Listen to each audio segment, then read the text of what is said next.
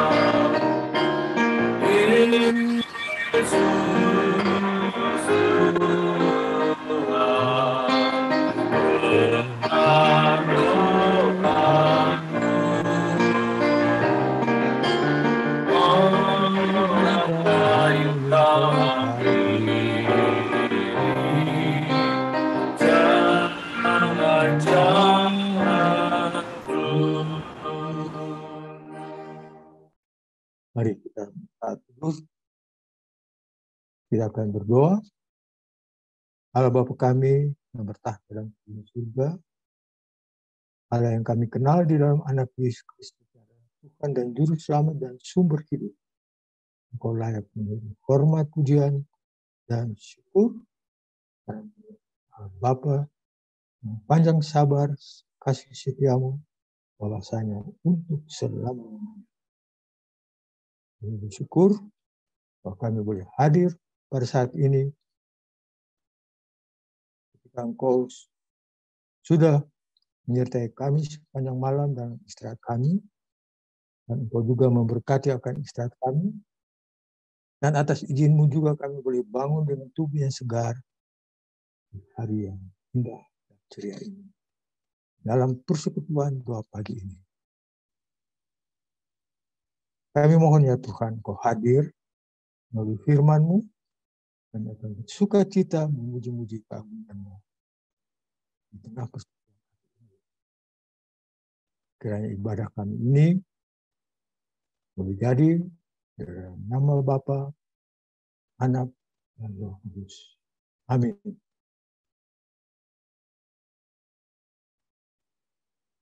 Saudaraku yang terkasih, kita akan memuji-muji keagungan melalui pujian Mazmur dari Mazmur 37 ayat 37 sampai dengan 40. Puji-pujian Mazmur dari kitab Mazmur pasal 37 ayat 37 sampai dengan 40. Kita akan baca secara selayaknya orang bermazmur.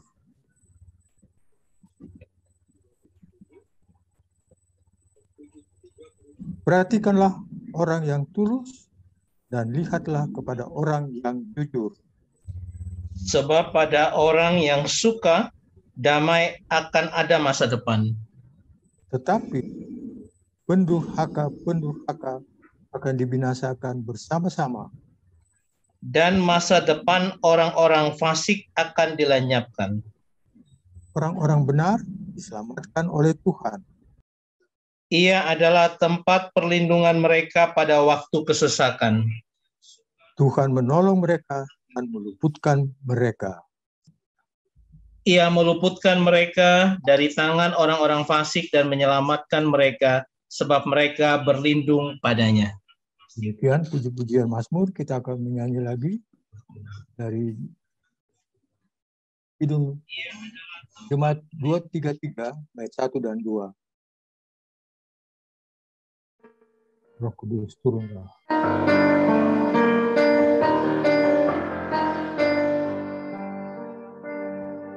Roh Kudus turunlah tinggal dalam hatiku, dengan cahaya kasih terangi jalanku. Api-Mu lah membakar jiwaku, sehingga hidupku memuliakan Tuhanku.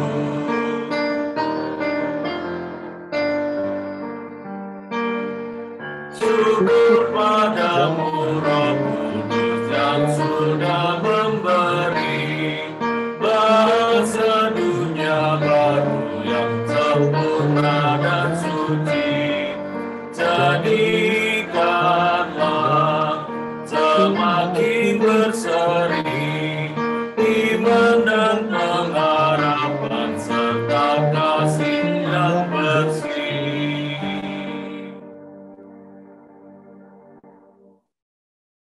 Saudaraku yang Tuhan Yesus kasihi, kita akan membaca firman Tuhan. Mari kita siapkan pembacaan Alkitab dari 1 Korintus pasal 14 ayat 26 sampai dengan 40. Mari kita siapkan pembacaan Alkitab pagi hari ini dari 1 Korintus pasal 14 ayat 26 sampai dengan 40. Kalau sudah, mari kita mohon bimbingan Roh Kudus. Kita berdoa. Bapa kami yang di surga, kami menyadari siapakah kami ini dengan penuh kekurangan dan keterbatasan. Ketika kami akan membaca firman Tuhan,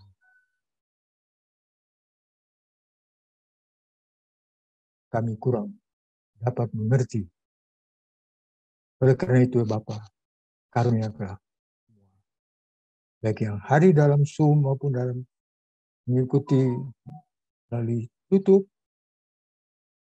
Roh Kudus-Mu, agar ketika kami membaca firman Tuhan dan dimampukan untuk mengerti apa kehendak Tuhan melalui firman yang akan kami. Jika kami mampu, kami akan melakukannya dalam kehidupan kami dari hari. Berfirmanlah ya Bapa, karena kami sedia untuk mendengar. Ampuni dosa kami dan baharulah kami terus-menerus baik dalam pikiran, perkataan, dan perbuatan kami.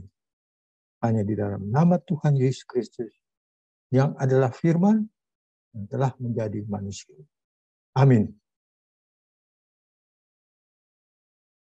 Pembacaan Alkitab dari 1 Korintus pasal 14 ayat 26 sampai dengan 33 yang menyatakan, saya akan membaca sendiri semuanya bagi saudara Tuhan Yesus. 1 Korintus pasal 14 26 sampai dengan 40 yang menyatakan dengan perikop peraturan dalam pertemuan jemaat. Jadi, bagaimana sekarang, saudara-saudara? Bila kamu berkumpul, hendaklah tiap-tiap orang mempersembahkan sesuatu yang seorang mazmur, yang lain pengajaran atau penyataan Allah, atau karunia bahasa roh, atau karunia untuk menafsirkan bahasa roh. Tetapi semuanya itu harus dipergunakan untuk membangun. Jika ada yang berkata-kata dengan bahasa roh, biarlah 2 atau sebanyak-banyaknya 3 orang, seorang demi seorang. Dan harus ada seorang lain untuk menafsirkannya. Jika tidak ada orang yang dapat menafsirkannya, hendaklah mereka berdiam diri dalam pertemuan jemaat dan hanya boleh berkata-kata kepada dirinya sendiri dan kepada Allah. Tentang nabi-nabi, baiklah 2 atau 3 orang di antaranya berkata-kata dan yang lain menanggapi apa yang mereka katakan.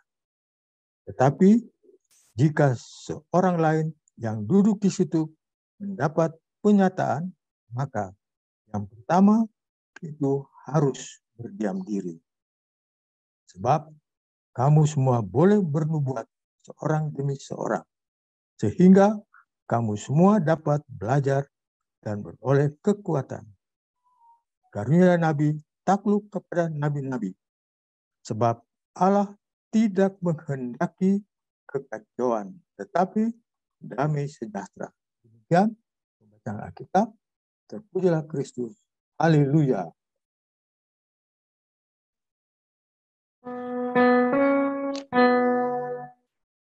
Haleluya, haleluya, haleluya.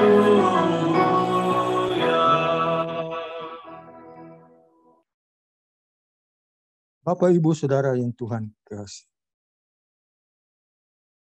Surat Paulus yang pertama kepada jemaat di Korintus ditulis setelah menerima kabar buruk dari orang Clue.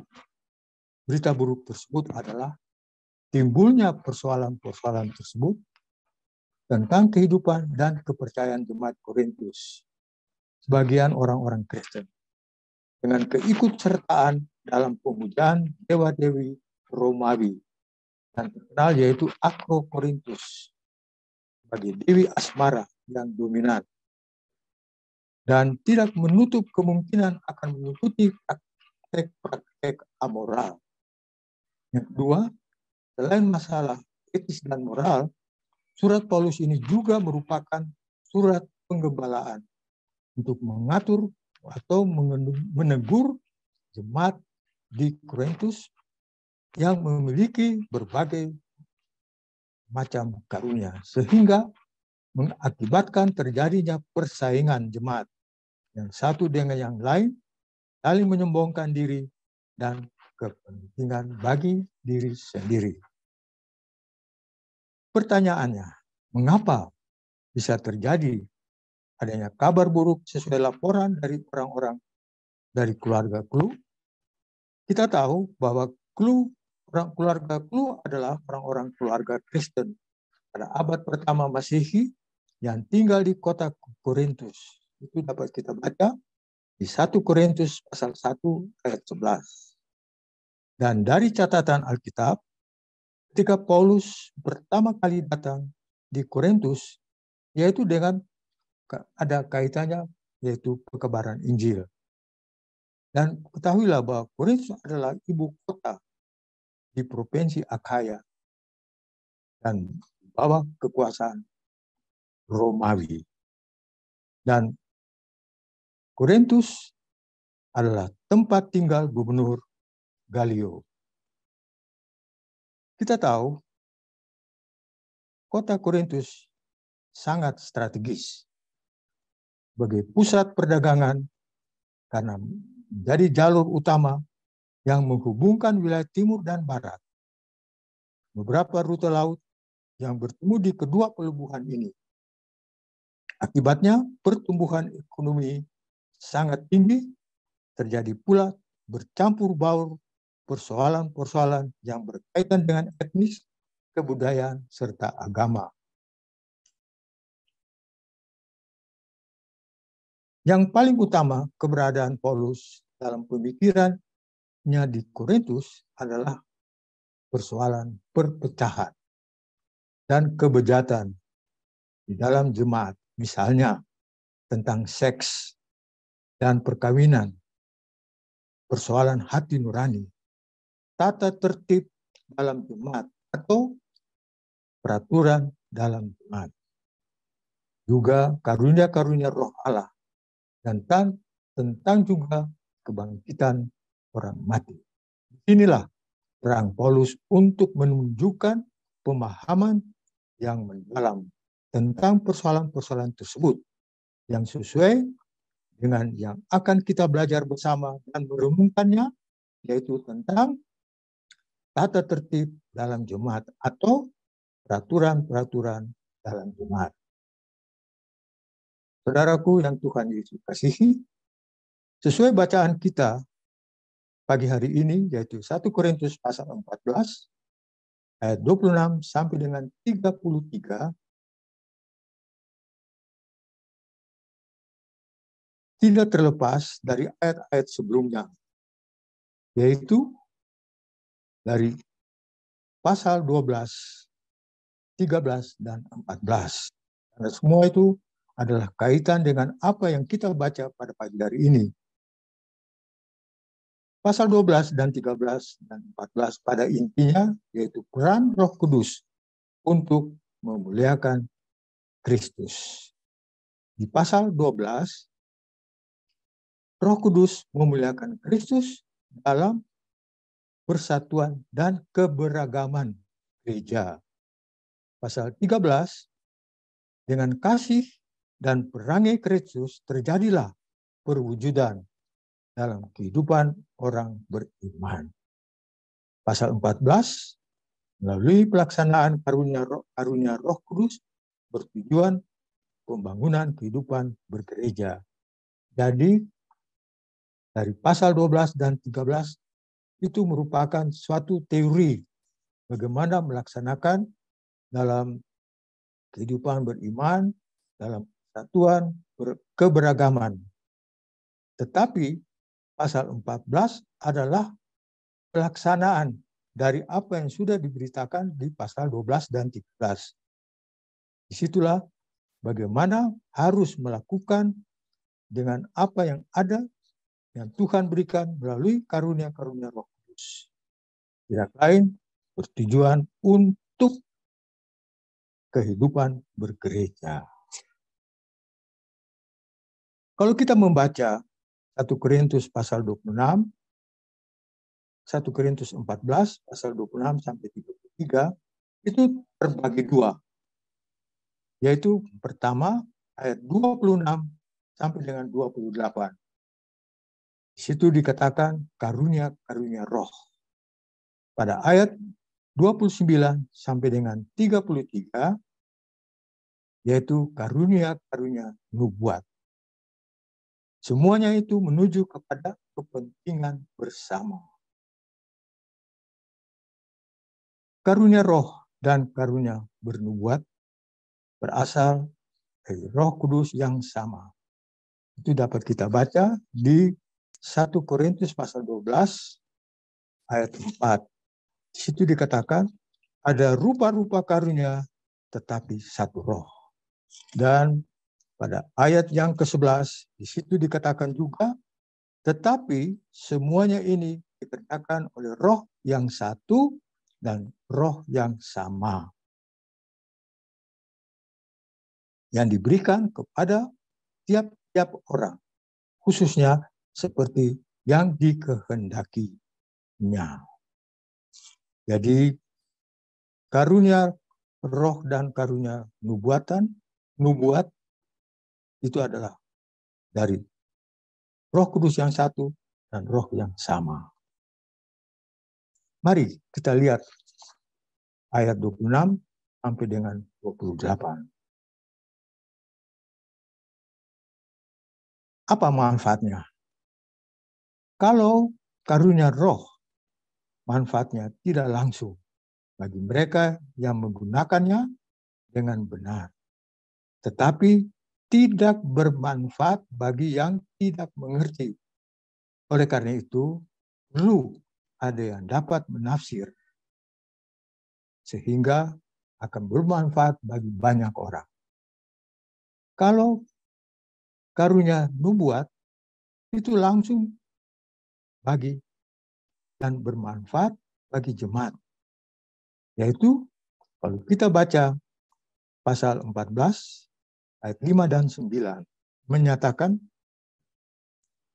aku suka supaya kamu semua berkata-kata dengan bahasa roh, tetapi lebih daripada itu supaya kamu bernubuat, sebab orang yang bernubuat lebih berharga daripada orang yang berkata-kata dengan bahasa roh, kecuali kalau orang itu juga menafsirkan sehingga jemaat dapat dibawa. Dan ayat 19 mengatakan, tetapi dalam pertemuan jemaat aku lebih suka mengucapkan 5 kata yang dapat dimengerti untuk mengajar orang lain juga daripada ribu-ribu kata dengan bahasa roh.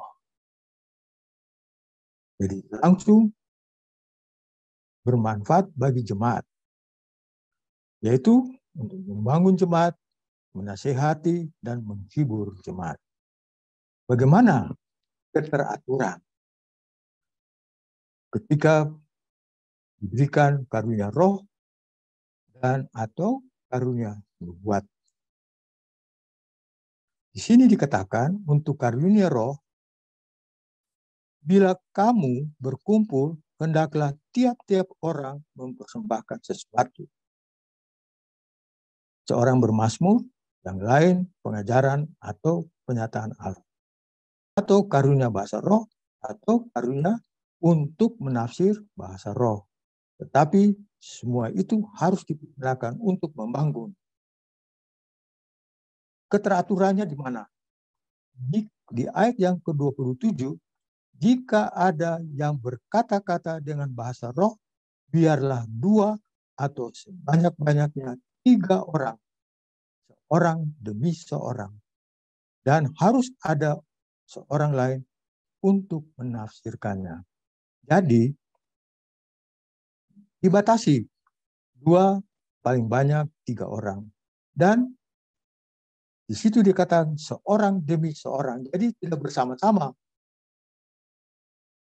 Disitulah ada semacam ada nomor antri seperti mana kita mau ke rumah sakit atau vaksinasi, ya ada nomor antri. Nah, ini 3 orang ini tidak bersama-sama, harus seorang demi seorang. Disitulah keteraturan. Begitu juga ketika diberikan karunia nubuat, juga dibatasi 2 atau sebanyaknya 3 orang. Yang lain harus menanggapi. Jadi juga sama, tidak bersama-sama semua bernubuat. Nah, jadi bisa kacau. Jadi kalau semua mana yang bisa menafsirkan, menanggapi. Jadi sama saja. Menurut urutan masing-masing. Ada kata itu bahwa di karunia nubuat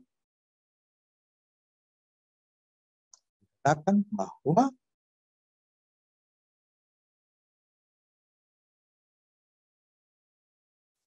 di ayat 29 tentang nabi-nabi, baiklah 2 atau 3 orang di antaranya berkata-kata dan yang lain menanggapi apa yang mereka katakan. Yang menjadi penekanan yaitu menanggapi. Menurut naskah asli dalam bahasa Yunani namanya diakrino. Jadi menanggapi dalam bahasa Yunani dalam naskah yang asli yaitu diakrino. Apa itu? Diakrino bisa berarti menghakimi, mengkritisi, menghukum, menilai, atau meragukan. dilakukan. Dengan kata lain, singkatnya mengevaluasi dengan teliti. Atau istilah populer yaitu menguji. Dapat kita baca di 1 Tesalonika pasal 5 ayat 19 sampai dengan 21. Di situ dikatakan, yaitu 1 Tesalonika pasal 5 ayat 19 sampai dengan 21 dikatakan, janganlah padamkan roh dan janganlah anggap rendah nubuat. Penekanannya di situ pada ayat 21, ujilah segala sesuatu dan peganglah yang baik.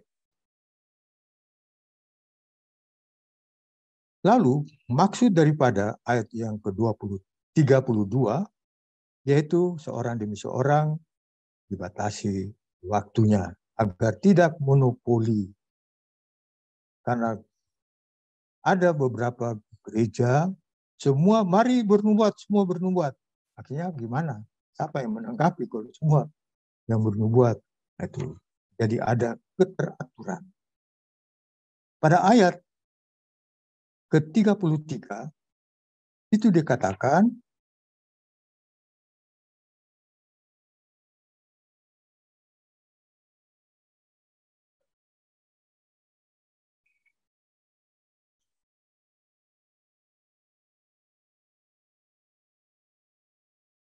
ayat 33 dikatakan, sebab Allah tidak menghendaki kekacauan, tetapi damai sejahtera. Ya, saya coba-coba membaca dari King James Version. Di situ dikatakan, God is not the author of confusion, but of peace.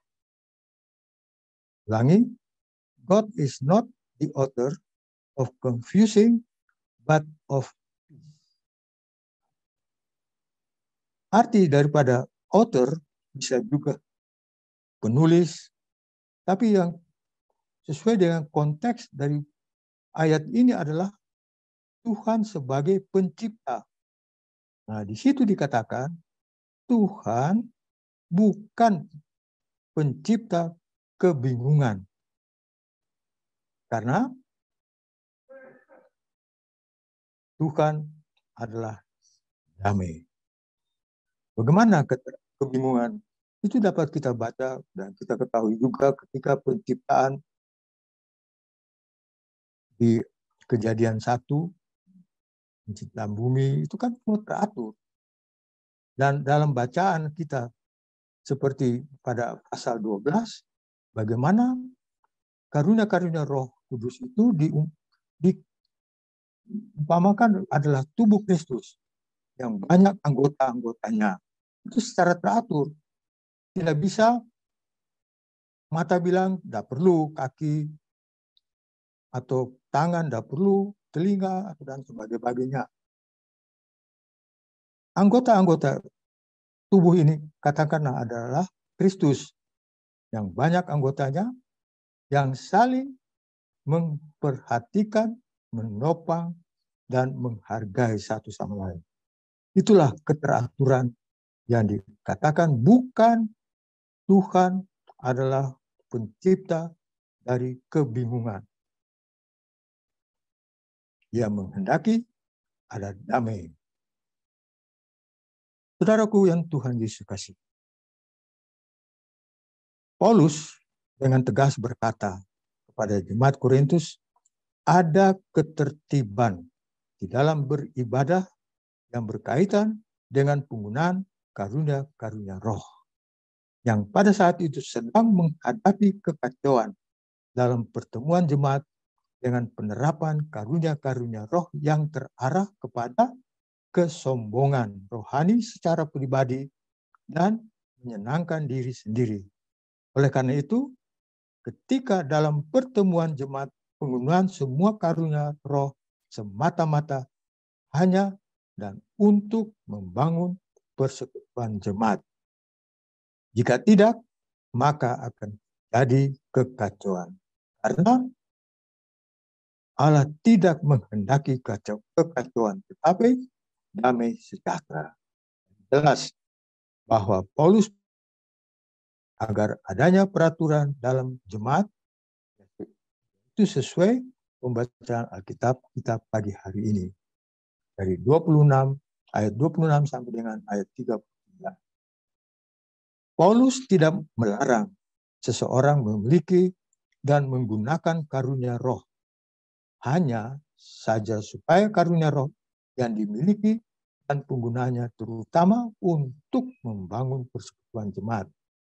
Demikian berlangsungnya suatu pertemuan yang teratur dan harus dengan sopan. Pertanyaannya, bagaimana agar pertemuan dapat berlangsung dengan teratur dan sopan? Yaitu setiap jemaat yang memiliki dan menggunakan karunia roh dengan motivasi yang terarah kepada kebangunan rohani sesama jemaat. Saudaraku yang Tuhan Yesus kasihi, kita sama-sama mengetahui agar tertib dan sopan dalam pertemuan jemaat dalam suatu peribadatan, yaitu liturgi. Kadang-kadang liturgi juga itu bisa dianggap terlalu kaku. Namun, di sini saya boleh belajar bersama, yaitu bahwa liturgi yang kita gunakan dikenal dengan 4 kumpul. Menghadap Tuhan, pemberitaan firman, jawaban umat, dan pengutusan.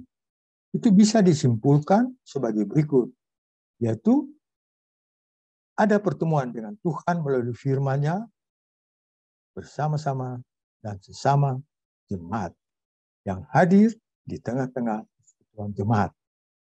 Yang kedua, ada perayaan, yaitu kelahiran.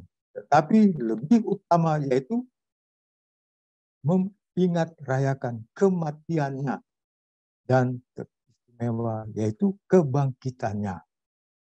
Yang ketiga, ada ucapan syukur untuk mengingat akan kasih-Nya bagi kita.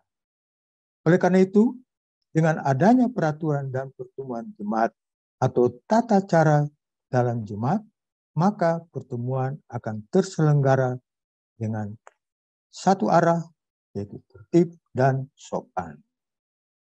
Mari, apa yang dapat kita pelajari dari pemahaman Paulus tentang peraturan dalam jemaat yang berkaitan dengan karunia-karunia roh, yaitu sesuai dan sudah diuraikan sebelumnya, bahwa ibadah adalah satu, ada pertemuan dengan Allah. Mau mengatakan adanya ketidaklayakan kita bertemu dengan Allah, namun Allah berinisiatif bertemu dengan kita karena begitu besar kasih-Nya melalui anaknya yang tunggal Tuhan Yesus Kristus. Namun kita harus peka dan mempunyai hati yang mudah, yaitu dengan adanya Roh Kudus yang diberikan bagi setiap orang, bukan hanya satu orang, tapi masing-masing orang. Tetapi dipergunakan untuk bersama, lebih membangun persatuan jemaat, dan lebih utama yaitu memuliakan Tuhan. Dan bagaimana pertemuan dengan sesama? Mau mengatakan bahwa di mata Tuhan kita adalah ciptaannya yang sama-sama menerima kasih karunia.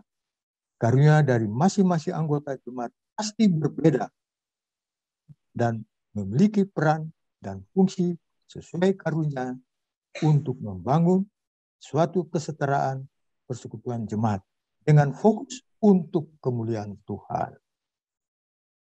Yang kedua adanya perayaan yang mau mengatakan bahwa ketika kita mengingat rayakan akan kelahiran, yang banyak kita lihat bahwa lebih banyak fokus kepada kelahiran, tetapi lebih utama ketika kita mengingat rayakan dalam kematian serta kebangkitan Kristus, itu akan memiliki iman yang berkemenangan.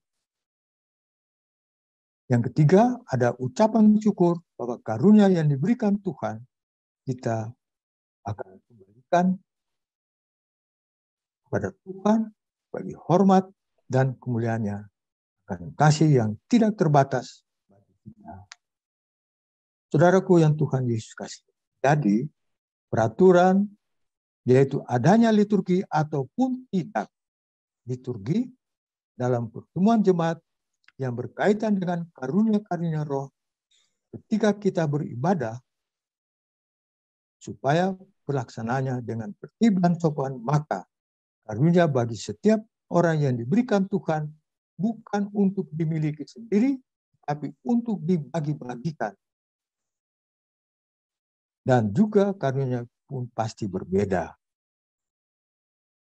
Peran dan fungsi sesuai karunia yang diberikannya, namun yang terpenting tidak ada yang merasa lebih atas karunia yang dimilikinya, sehingga adanya kedamaian dan kesejahteraan bagi kebangunan rohani dari suatu persekutuan jemaat, terutama demi kemuliaan bagi Allah. Bapak, Ibu, Saudara yang Tuhan Yesus kasihi, hargailah setiap karunia yang dimiliki bagi masing-masing orang. Sesuai 1 Tesalonika pasal 20, pasal 5 ayat 20, jangan meremehkan nubuatan. Jadi harus dihargai. Dan walaupun beda, yang diberikan Tuhan tak lain hanya untuk pertumbuhan iman diri dan jemaat, serta tidak terjadi kekacauan dalam pertemuan jemaat. Sebab ada peraturan dan pertemuan jemaat akan tertib dan berkenan kepada Allah. Tuhan Yesus memberkati. Amin.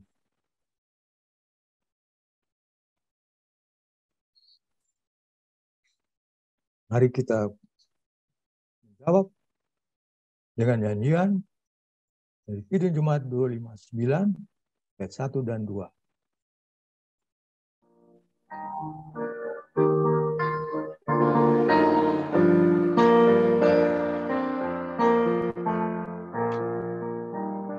Di dalam Kristus bertemu seluruh dunia, terpadu umat menebus di dalam kasih-Nya.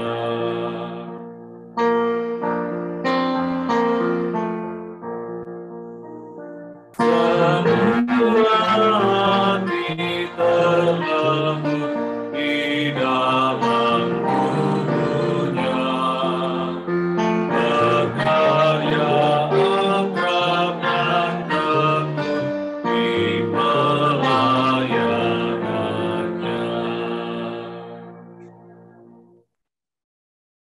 Bagi tim pendoa, silakan yang bertugas, yaitu Bapak Reynold Peters, Bapak Ronald Sinurat, dan Diaken Harold Bangko, dan akhirnya saya akan. Silakan.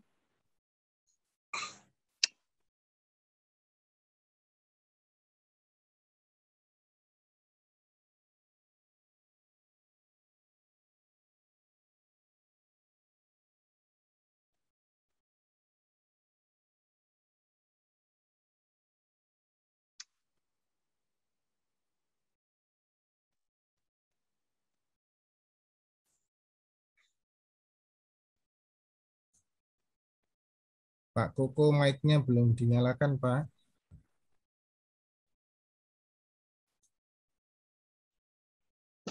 Mari kita berdoa. Allah Bapa yang bertakhta dalam kerajaan surga, terima kasih ya Tuhan, di pagi hari yang berbahagia ini Tuhan, kami dapat berkumpul, bersekutu, memuliakan dan memuji nama-Mu dalam ibadah ini Tuhan. Kiranya apa yang telah kami dengar dari firman yang disampaikan di pagi hari ini dapat menguatkan iman percaya kami, dapat bertumbuh lebih baik dalam pelayanan kami. Segala puji syukur hanya bagimu Tuhan atas berkat dan penyertaan-Mu pagi ini. Kami mengucap syukur bisa berkumpul untuk memuji dan memuliakan nama-Mu. Kami juga sudah mendengarkan daripada firman-Mu yang telah disampaikan hamba-Mu. Berkati terus hamba-Mu dan pelayan lainnya dalam pelayanannya dan juga dalam kehidupan kesehariannya. Tuhan selalu memberikan kesehatan. Pada pagi ini secara khusus Tuhan, kami berdoa buat seluruh kegiatan pelayanan di GPIB Maranatha. Demikian juga untuk kegiatan ibadah rutin di setiap minggunya. Kiranya kasih-Mu selalu menyertai hati setiap kami. Biarlah kami selalu rindu untuk memuji Engkau. Inilah doa dan ucapan syukur kami Tuhan. Biarlah semua doa kami terjadi sesuai dengan kehendak Tuhan. Bukan untuk kemauan kami saja. Di dalam nama Tuhan Yesus sebagai juru selamat kami yang hidup, kami berdoa dan mengucap syukur. Amin.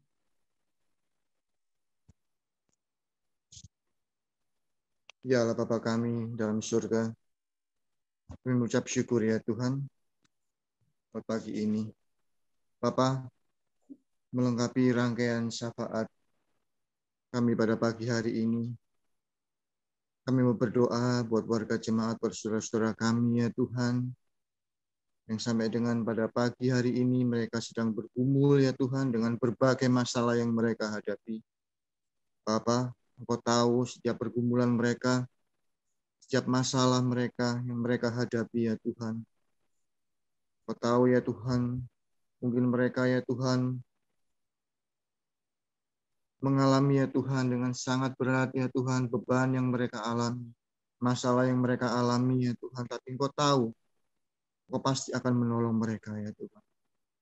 Engkau tidak akan membiarkan kami anak-anak-Mu ya Tuhan menderita atau sengsara dengan segala masalah ini ya Bapa. Engkau pasti akan menolongnya. Bapa, kami berdoa pada pagi hari ini buat saudara-saudara kami yang sedang mengalami kelemahan tubuh, sakit ya Bapa. Engkau mau jamah mereka, Engkau mau sembuhkan ya Tuhan. Engkau mau berkati obat-obatan, nutrisi, vitamin yang mereka makan dan minum. Engkau mau siapkan juga segala sesuatu ya Tuhan untuk biaya-biaya perawatan. Tuhan, kami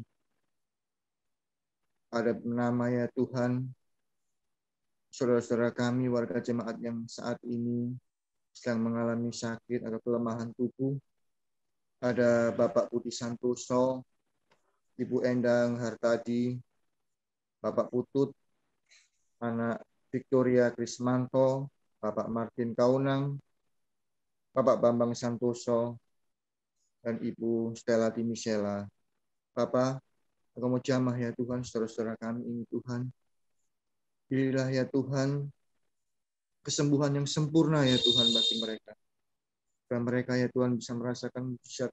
Dan mereka ya Tuhan bisa kembali ya Tuhan melaksanakan aktivitas mereka sehari-hari. Sehat seperti semula ya Pak. Terima kasih.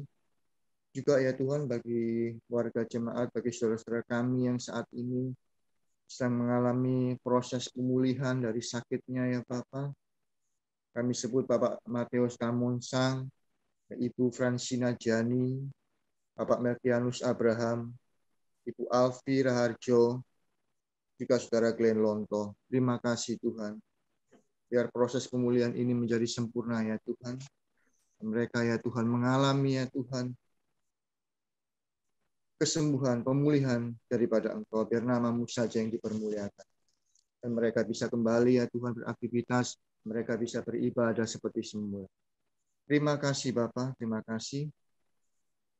Juga kami berdoa ya Tuhan pada pagi hari ini buat saudara-saudara kami yang saat ini mereka mengalami kedukaan ya Bapak. Engkau memanggil saudara-saudara, anggota keluarga mereka yang terkasih. Bapak, Engkau tahu ya Tuhan akan hati mereka, kedukaan mereka ya Tuhan. Biar Engkau mau ganti ya Tuhan duka cita itu menjadi sukacita. Engkau mau hibur mereka. Kirimkan roh penghibur-Mu buat mereka ya Tuhan. Terima kasih. Karena Engkaulah satu-satunya sumber kekuatan, sumber penghiburan bagi mereka. Terima kasih Bapa. Pada kesempatan pagi ini juga Bapa, kami berdoa buat saudara-saudara kami, khususnya warga jemaat Maranatha ya Tuhan. Yang saat ini sedang bergumul dengan masalah ekonomi. Engkau tahu ya Bapa, pandemi masih belum reda 100% ya Tuhan. Tapi biarlah ya Tuhan, segala dampaknya bagi penghasilan, bagi keadaan ekonomi, keluarga saudara kami terkasih ya Tuhan, Engkau akan memulihkan ya Tuhan. Kami tahu banyak ya Tuhan dari saudara-saudara kami yang sampai pada saat ini mengalami penghasilan yang menurun ya Tuhan. Bahkan mereka kehilangan pekerjaan. Bapa, Engkau Allah kami, Engkau Tuhan kami, Engkau yang sanggup menolong kami ya Tuhan. Memberikan apa ya Tuhan yang sudah Engkau ya Tuhan janjikan kepada kami. Engkau ya Tuhan yang pernah berjanji kepada kami, mintalah apa yang Engkau dan aku akan memberikan kepadamu ya Tuhan. Engkau akan memelihara kami. Kami pegang janji-Mu ya Tuhan, dan kami mohon ya Tuhan. Engkau memberikan ya Tuhan kepada saudara-saudara kami ya Tuhan, keadaan ekonomi yang baik ya Tuhan. Supaya mereka bisa memberikan ya Tuhan kepada anggota keluarganya ya Tuhan, memenuhi kebutuhan anggota keluarganya dengan layak ya Bapak. Juga saudara-saudara kami yang pada saat ini belum mendapatkan pekerjaan Tuhan, Engkau mau memberikan kepada mereka ya Tuhan pekerjaan ya Tuhan. Supaya mereka ya Tuhan bisa memenuhi kebutuhan sehari-hari ya Bapak. Dan nama-Mu saja yang dapat dipermuliakan. Terima kasih ya Bapak. Juga ya Tuhan, kami berdoa buat mereka ya Tuhan yang membutuhkan biaya-biaya Tuhan bagi pendidikan anak-anak mereka ya Bapak. Engkau ya Tuhan pasti akan memenuhi segala ya Tuhan. Engkau tidak akan mempermalukan anak-anak. Terima kasih ya Bapak. Firman-Mu ya Tuhan mengatakan supaya kami jangan khawatir. Karena Engkau akan memelihara kami. Karena itu ya Tuhan kami serahkan segala pergumulan, segala masalah kami yang hadapi. Kami serahkan semuanya ke dalam tangan-Mu ya Tuhan. Biar Engkau yang akan memelihara dan menyediakan segala kebutuhan kami tepat pada waktunya. Terima kasih Bapa, terima kasih. Kami mau serahkan ya Bapa, syafaat kami pada pagi hari ini hanya dalam nama Tuhan Yesus Kristus.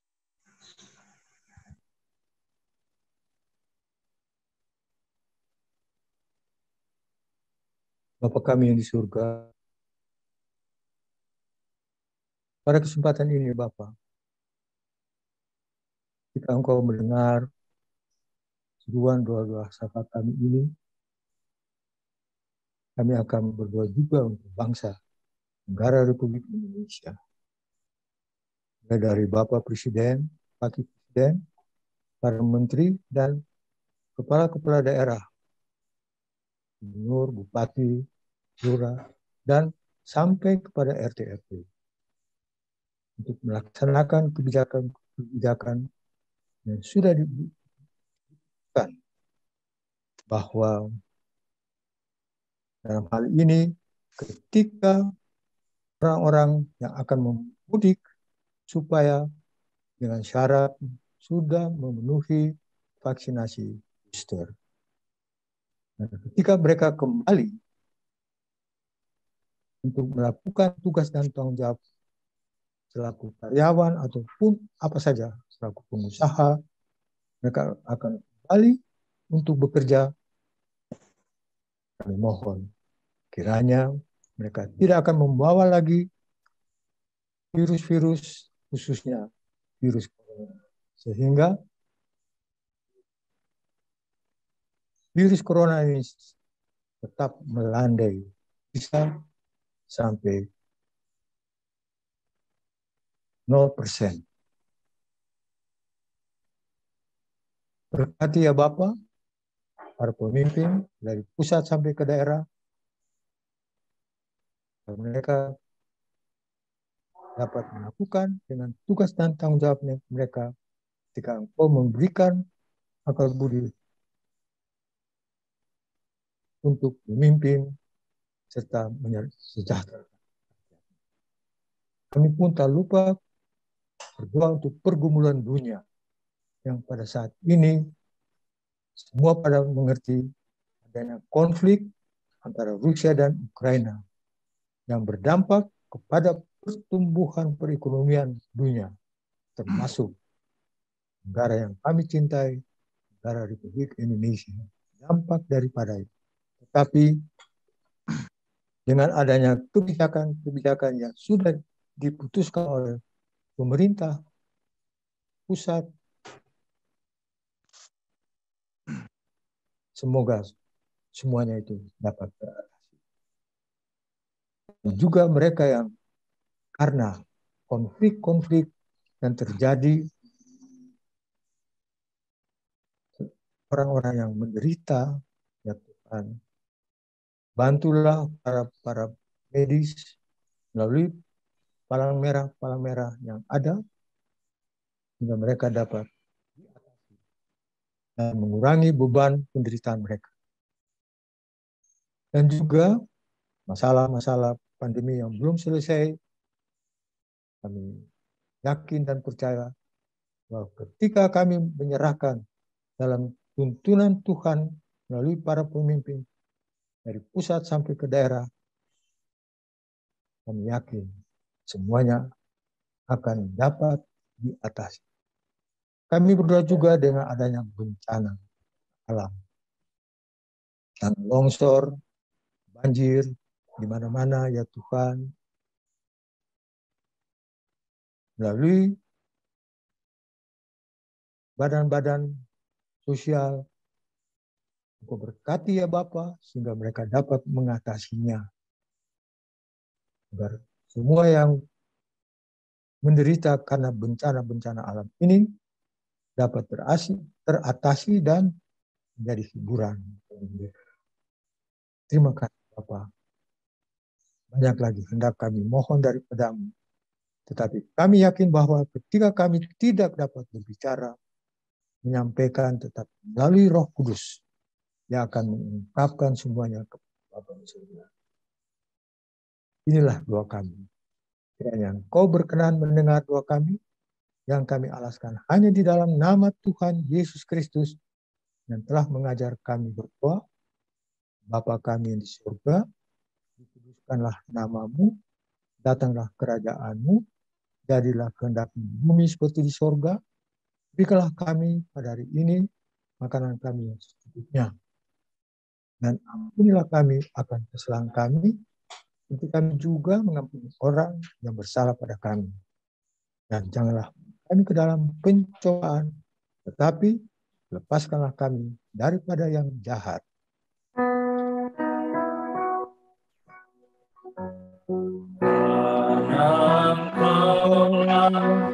Yang punya kerajaan dan kuasa dan kemuliaan sampai selama-lamanya. Amin.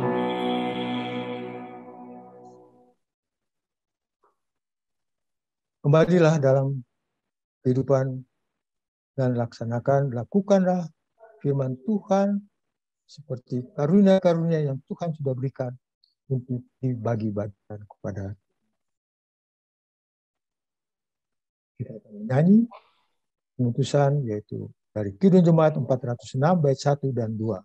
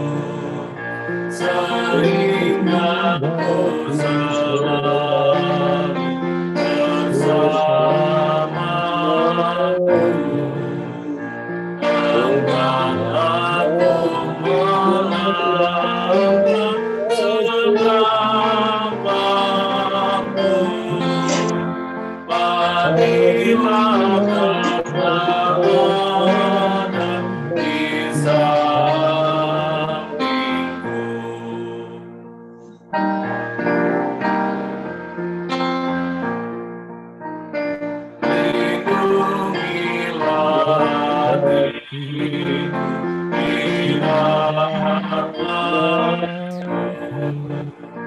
dan buatlah hati dalam teguh, dekatkan dirimu saat jatuh marah, dan tinggalkan kurangku berserah.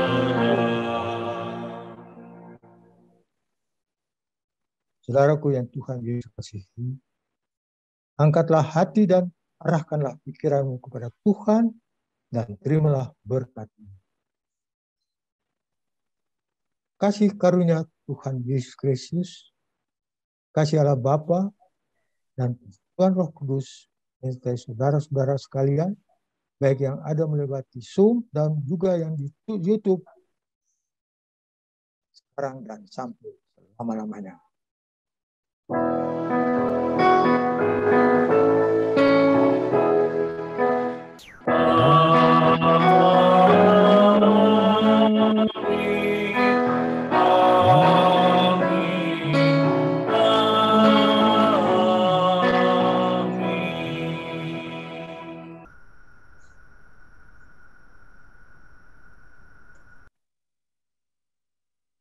Ibadah selesai.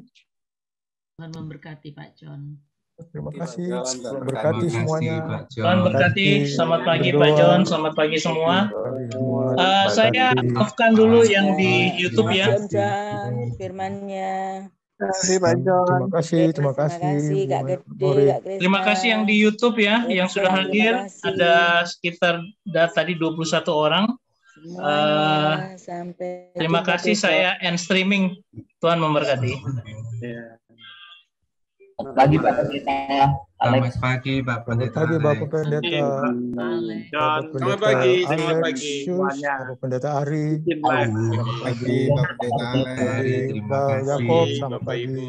Tuhan berkati Firman, semuanya. besok sekolah minggu ya.